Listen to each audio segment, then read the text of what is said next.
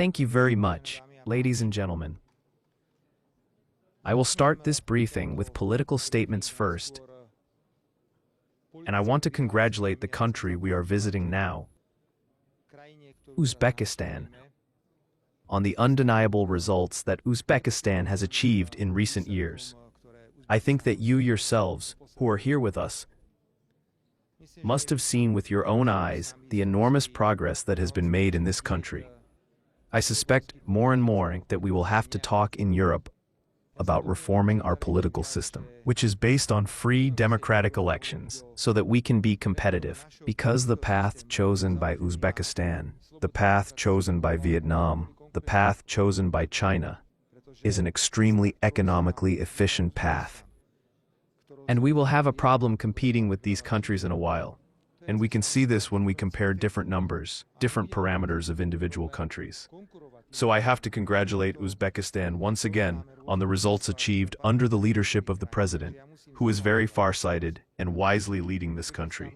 As for Uzbekistan, it is the country that is the largest in Central Asia in terms of population. It also has the second strongest economy. And we must realize that it plays an important role for stability in this region. If we Slovaks are smart, Uzbekistan can be our gateway to Afghanistan and other countries in this region.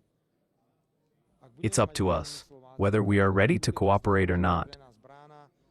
I believe that the steps we have taken today are decisive, because the conversation with the president was unfailingly open and constructive.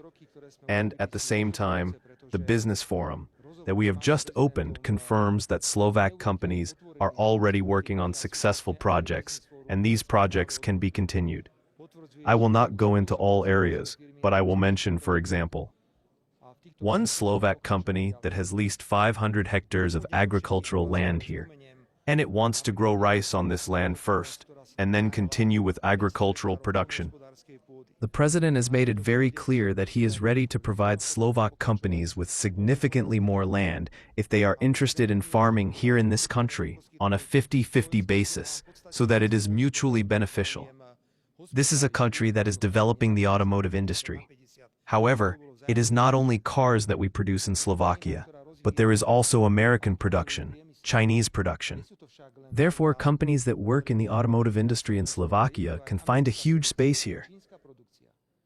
I am very glad that a representative of the Slovak company Matador was here, who signed the relevant agreements for it. Then there is the area of water management. Uzbekistan is interested in our plight, in terms of dam management, in terms of various forecasts of drought, flash floods, maybe even avalanches, since it's a country that also encounters this phenomenon. We have submitted a specific proposal to the government here in Uzbekistan, a consortium from Slovakia that wants to work in this area. We have paid a huge amount of attention to energy because Uzbekistan wants to start building a nuclear power plant. Since Uzbekistan is a country that can make its own decisions regarding the technology it wants to use, it will certainly be Russian technology that will be used primarily here in Uzbekistan. And since we have 5 operational reactors in Slovakia, and we are completing a 6th, Slovakia with its expertise can be an excellent partner for Uzbekistan when it comes to cooperation in the field of nuclear energy. It is not only energy from the perspective of electricity production, but it is also a question of regulation. That is why the chairman of the regulatory authority was here with us today, because this area is also becoming important in this region of the world. We devoted a large part of our conversation with the president to the arms industry. We both hold the view that if defense spending is to be increased, it cannot end up in a situation where we increase defense spending at the expense of other areas and then buy weapons in the USA or Israel. Our duty is to produce as much as possible at home. We have presented to the president and the government segments of our weapons production, which is starting to be very successful. I would like to remind you that in 2024, arms production in Slovakia contributed more than 1.1 billion euros to GDP, and we expect that in 2025, it will be 1.5 billion euros. If we succeed in joint projects, such as ammunition loaders, which we discussed with the president. If we could succeed in joint projects for the modernization of tanks of the T-type or infantry fighting vehicles, then this volume of resources could be even greater. We would spend resources on our own production, on joint ventures. And since here in Uzbekistan they have a large army, therefore all with weapons of Russian origin or former Soviet origin, the prerequisites for Slovak companies are maximum, which we may not even be able to imagine. The president also opened other topics related to cooperation in the field of pharmaceuticals. Then there is the field of metallurgy, because there is a ferroalloy company from Slovakia that wants to invest 50 million in the production of these ferroalloys. We have companies here that are ready to cooperate in the field of transport. It is a company that supplies scales for highways. Then there are various systems for airports.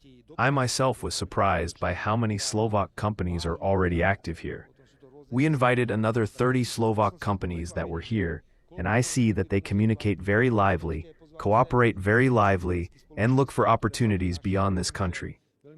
There is also the area of interpersonal and human relations, and we were very surprised by the proposal of Uzbekistan, which says that since it has almost 40 million inhabitants, it is ready to provide 200,000 workers who could work abroad. Slovakia alone needs 150,000 qualified working CEOs.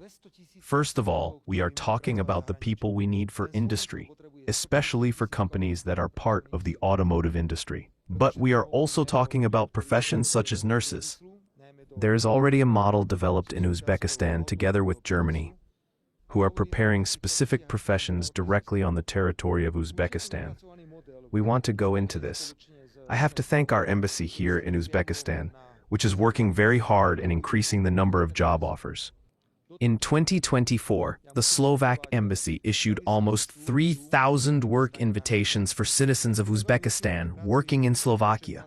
The previous year, it was only 1,000.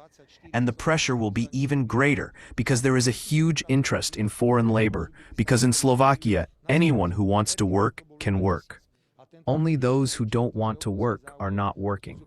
That's why it's obvious that we will have to rely on legal migration. That's why we will talk very intensively with the government of Uzbekistan about how to prepare various workplaces here, where employees will be prepared who would be suitable for Slovak industry, for Slovak services, and areas where we really need this workforce. Of course, we would be very happy if there was a cultural exchange. I will suggest to the Minister of Culture that we organize a day of Uzbek culture in Slovakia, a day of Slovak culture here in Uzbekistan. Overall, it is a country in Central Asia that is a great prospect for Slovakia. So everyone, we have no issues that would bother us. None. This is not what we would call a political agenda. This is a sovereign country that conducts its own sovereign foreign policy. I respect them for that, and I admire them for the style of politics that they conduct. You know, I try to conduct a sovereign foreign policy.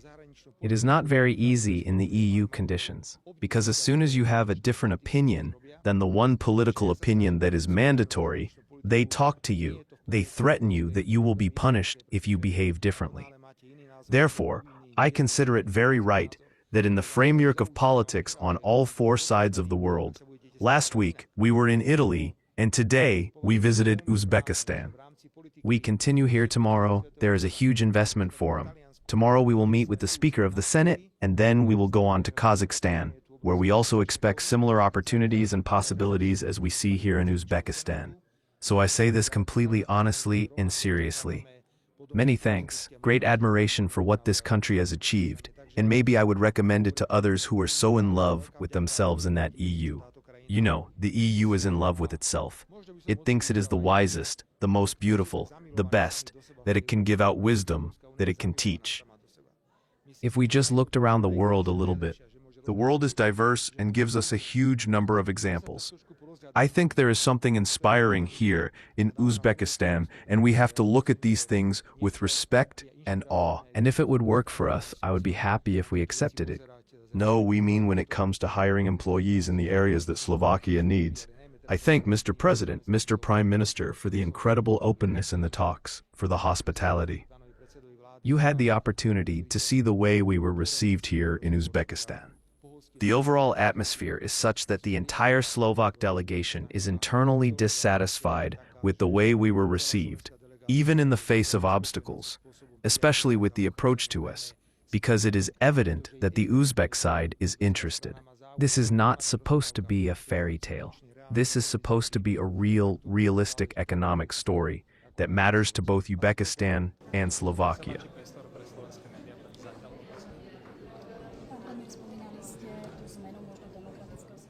No, you're talking again. You're talking outside of reality again. You're talking outside of reality again. Panic. I didn't say about changing the democratic regime. I said about changing the political system based on free democratic elections. So please use my words correctly. I'm going to have to defend myself because of how you always twist everything and say whatever you want. Once again, you can't compete when you have 100 political parties. You can't compete when you have a government that is made up of 4 political entities. You can't compete when you spend your energy from morning till night answering stupid questions and fighting senseless battles with fools and half-fools. You know, when you have a country that can fully concentrate on its work, well, that has great advantages. This is simply a country that is built on a strong, wise, and educated president. I am talking about democratic, free parliamentary elections in Slovakia, and a change in the system in that the number of political parties needs to be reduced. We cannot function like this. It can't be 100 parties. It can't be parties that have 4 members. It can't be parties on the verge of being run by people who stole titles. Crazy. That's the change in the political system. We're still dealing with political issues.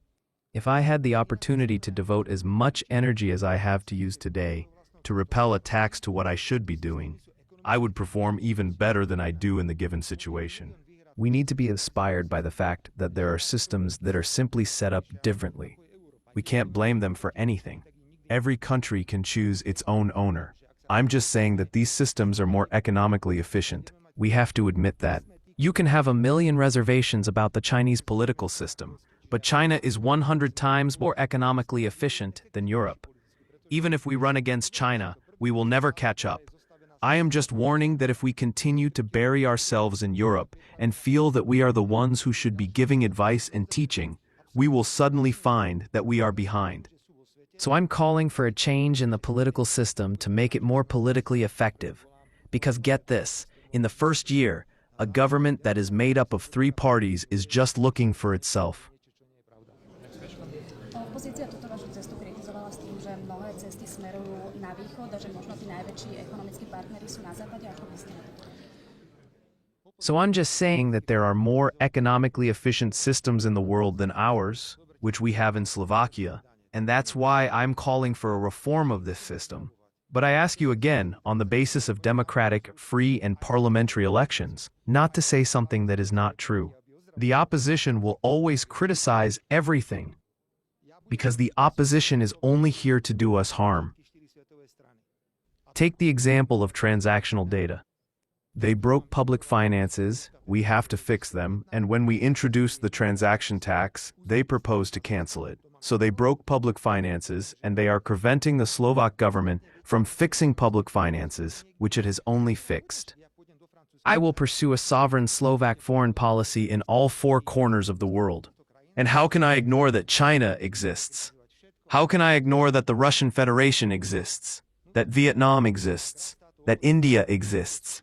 That Uzbekistan and Kazakhstan exist? Should I ignore that?